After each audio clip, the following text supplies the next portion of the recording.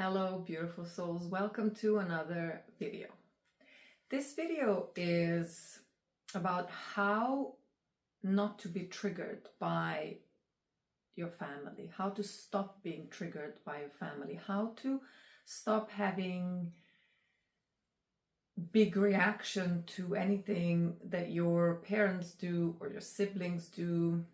Maybe now in this holiday season when the whole family is gathered, you notice that you get triggered a lot more than in your usual day-to-day when you're not with your family. So in this video, you will learn how to help yourself feel better, how to stop being triggered. So, the first thing to understand is, there was this funny post I've seen somewhere.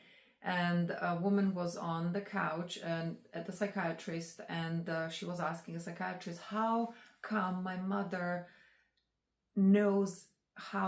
always knows how to push my buttons? And the psychiatrist said, well, she installed them. So this was a joke as an introduction, really, it's just a joke, as an introduction to this topic. So basically, every time, now we talk about your family, but if we get triggered by anyone else at work, for example, the same explanation goes for that situation as well. So if we are triggered by something to such an extent that it throws us off balance, it means that that event has touched a soft spot. It has touched something that is already there. It has touched a wound that is already there that we have not healed. I'll give an example. Maybe you're at the family reunion and maybe one of your family members starts telling you what you should do in your life. And you get so angry. It throws you completely off balance. It ruins your evening. So if the effect that something has on you is so big, it means that it has touched a wound that is already there that you have not healed yet. For example, if they start telling you what you should do in your life, it throws you completely off balance, as I said.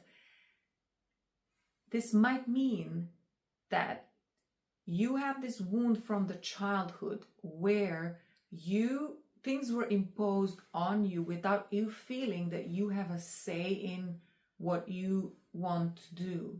So you felt oppressed, you felt controlled, you felt like you have no power.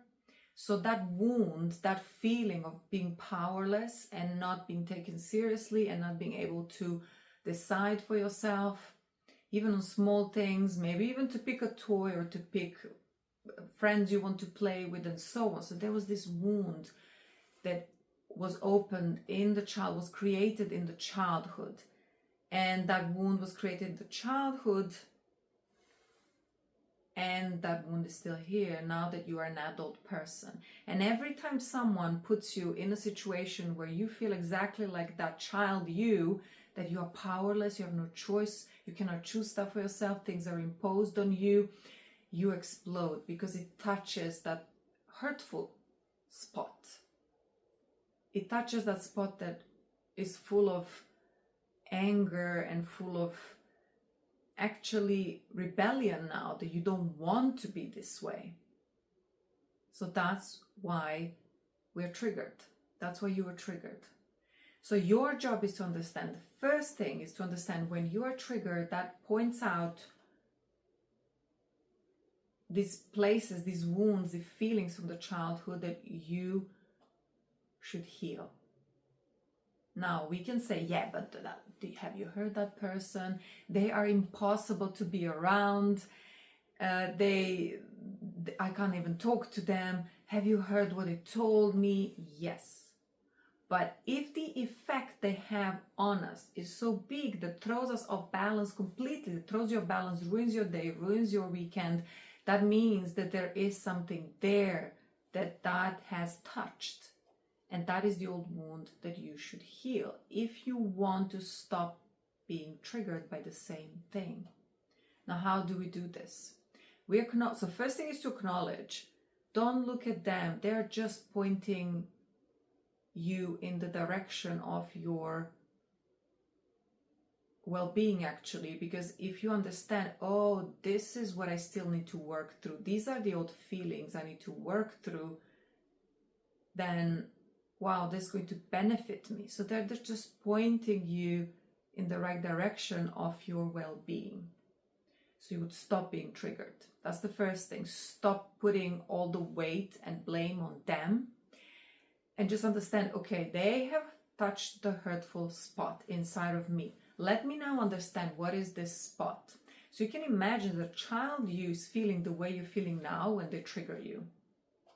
And the best way is to do some deep meditation or deep hypnosis and start getting those feelings out. Just remember how you felt as a child, do some deep meditation or deep hypnosis, and you might start crying.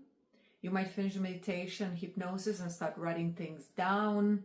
It's really beneficial as well. So get those feelings out in whatever way they want to come out. You do not take it out on the other person, because actually taking it out on someone else doesn't help us feel better. The hurtful place inside of us is still going to be there. You can take it out on anyone, but it's not going to help you not to be triggered again. So your job is to then understand that, oh, there's a hurtful place. Let me look into it. There's a feeling I'm carrying from the childhood. Let me look into it. And then you have to let it out, either through tears or maybe write it down. Do some deep meditation hypnosis. And why do I say deep meditation hypnosis? Because if you do deep meditation hypnosis, you're really going to connect to that feeling, the root, the place that feeling is coming from, and then let it all out.